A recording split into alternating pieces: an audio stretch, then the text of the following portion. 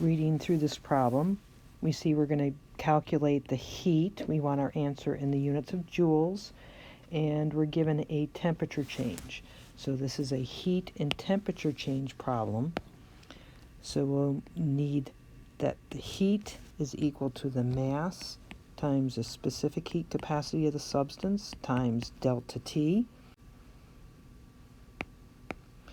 Okay, we look at this, we have our mass given to us here. Specific heat capacity is in the table, and again, it'll be given on the quiz. We're asked to calculate the heat involved in units of joules, so we want the heat capacity of aluminum given in joules. So we'll be using that value. And delta T we can obtain by the final temperature minus the initial temperature.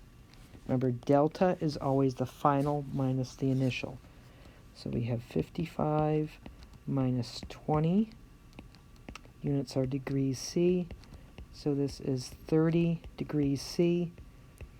And we see from our decimal places, we go to the ones and the ones here, we can justify 2 sig figs in our delta T. So we have all our values that we need.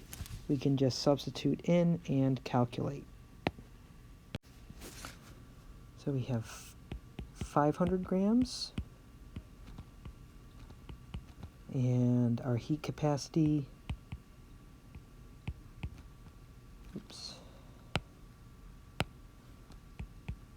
in joules per gram degrees C, and our delta T in degrees C. Let's look at our sig figs.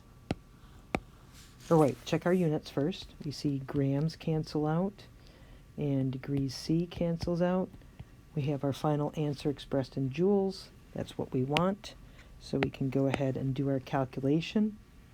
We'll do our calculation twice on our calculator. Make sure we get the same result each time.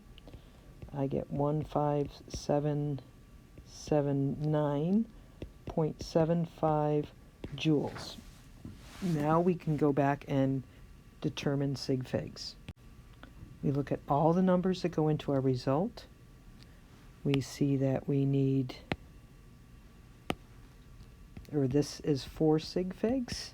This number, specific heat capacity, also has 4 sig figs, but will be limited ultimately to 2 sig figs because of our delta T value. So we see that we're going to have to use scientific notation to express our result appropriately. So let's first convert our calculator answer to scientific notation, then we can round. 1.577975 times 10 to the 1, 2, 3, 4th joules. Now when we look to round this to 2 sig figs, we see that we're going to have to round up.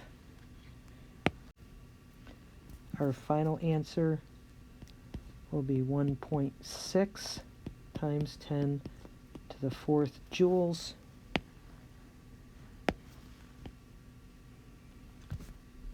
And we're done.